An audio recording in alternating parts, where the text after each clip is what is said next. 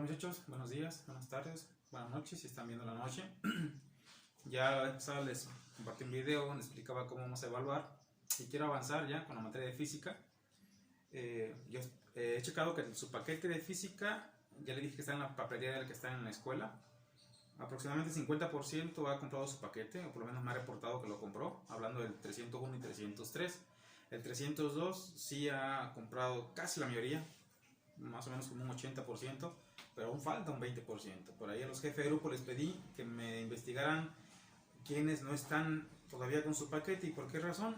Y hay varios, por ejemplo, me decía hace rato Renata que había dos muchachos que están en otro estado y que por lo tanto no se pueden conectar de manera virtual con las clases que tenemos aquí en el grupo. Entonces, eso pues no es posible, ¿verdad? Entonces me interesa avanzar.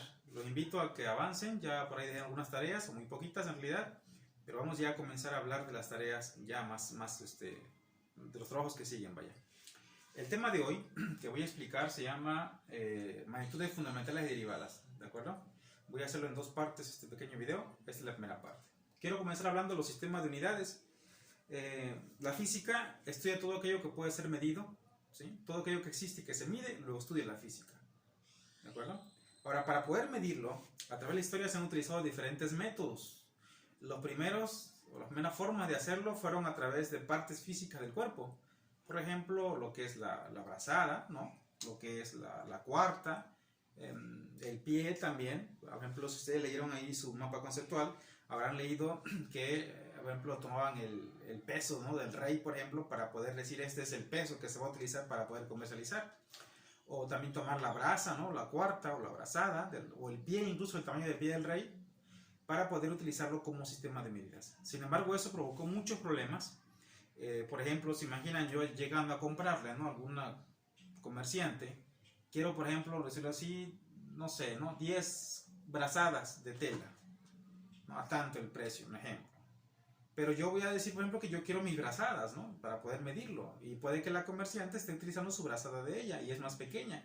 Entonces ahí entra un conflicto, ¿verdad?, con respecto a los sistemas de medidas que se utilizaban para poder medir, valga la redundancia, los diferentes, pues en este caso, mercancías, ¿no?, sustancias que podían comercializarse en ese entonces. Se hablaba, por ejemplo, del litro, ¿no?, por ejemplo, el aceite, los aceites, la tela, las brazadas. En el caso del peso, hablábamos del peso del rey, ¿no? En el caso de la longitud, pues también podríamos hablar del pie, ¿no?, entre otras partes físicas. Eso tuvo que cambiar a medida que fue avanzando la ciencia. Más adelante les voy a contar un pequeño cuento acerca de cómo se origina la anécdota acerca de los planetas. Luego les voy a comentar, para no adelantarme. Entonces surge la necesidad de poder implementar métodos o sistemas de medidas, ¿de acuerdo? A ver, el primer sistema propuesto fue el sistema métrico decimal. Fue propuesto en el año de 1935. Fue gracias a una convención mundial de ciencias celebrada en París, Francia. Se hizo primeramente una convocatoria. Me parece que eran científicos de todo el mundo que fueron convocados para poder establecer ya un sistema de medidas para poder empezar a medir de manera, digamos así, universal. Fue el primer intento, repito, en 1935. Nace entonces las tres primeras unidades fundamentales en ese entonces propuestas, en ese año. Fue el metro como unidad de longitud, el kilogramo como unidad de peso, ¿no? No había una diferencia entre el peso y la masa, por eso me llamaba con kilogramo peso. Y el litro también era una unidad para medir, en este caso, el volumen. Se consideraba en ese entonces como fundamental.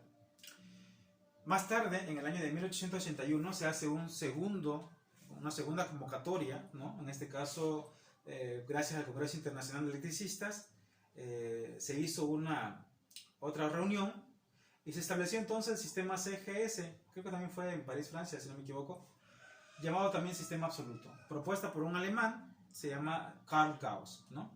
Y él propone, lo que ocurre en ese entonces, que las ciencias en general empezaron a desarrollarse, empezaron a investigar, ¿no?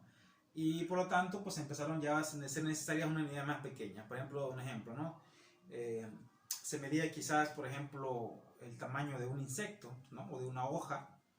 Bueno, pues si con el primer congreso se estableció el metro como una unidad para medir la longitud, pues para medir, por ejemplo, el tamaño, ¿no?, de algo pequeño con ese metro, pues era un asunto un poco complicado, para poder medirlo. Entonces ya hablaban quizás de 0.5 metros, ¿no? O 0.35 metros. Entonces era muy difícil manejarlo de esa manera. Por eso Carl Gauss propone que se establezcan unidades más pequeñas o cantidades más pequeñas. Nace entonces el centímetro como una unidad fundamental, bueno, unidad para medir en este caso longitud a partir del metro. O sea, agarran el metro, Carl Gauss dice, bueno, está muy grande, hay que dividirlo en 100 partes, por eso se llama CGS, en 100 partes, y entonces cada parte le estableció el centímetro, ¿no? Que es un tema que vamos a hablar un poco más adelante. Para el caso de la masa, pues se estableció el gramo, que es una unidad más pequeña que en este caso el kilogramo, y desaparece el litro como una unidad de medición fundamental y se establece entonces el tiempo. Tiene lógica porque pues ya entonces nace el estudio, por ejemplo, de la velocidad, que es la relación entre la masa, perdón, entre la distancia y el tiempo. Entonces es necesario utilizar otra magnitud que es el tiempo, ¿verdad? Bueno, sin embargo no acabó ahí la cosa. Más tarde, en 1960, se establece en Ginebra, Suiza, el sistema MKS, o también llamado Sistema Internacional de Unidades. Ustedes ya investigaron estos tres sistemas, en el cual establece 7 magnitudes fundamentales. Ojo, son 7 magnitudes fundamentales ya establecidas actualmente, son las que existen. Todas las demás serían magnitudes derivadas. Así que, por ejemplo, si yo les pregunto una magnitud y díganme si es fundamental o derivada, bueno, pues si no es ninguna de estas, será entonces una magnitud derivada, porque únicamente son estas las fundamentales. Para el caso de longitud, fue el metro, o se establece el metro, mejor dicho. Para el caso de la masa se establece el kilogramo. Para el caso del tiempo se establece el segundo, por eso se llama también sistema MKS, por esas 3 magnitudes fundamentales. Pero también se establecen otras, ¿no? En el caso de la temperatura se utiliza, o se establece, mejor dicho, el Kelvin, ¿ok? Para la intensidad de corriente se utiliza el ampere. Nace entonces ya, en el desarrollo de las ciencias, nace el sistema, o la unidad, mejor dicho, para medir la corriente eléctrica, como un avance científico, ya digamos un tanto moderno. La intensidad luminosa también, que es la candela. Y también otra que es la cantidad de sustancia, que en este caso sería el mol. Son esas las 7 magnitudes fundamentales, las cuales se van a ver a lo largo de este curso de física en sus diferentes bloques. ¿De acuerdo? Hasta ahí dejamos ahorita.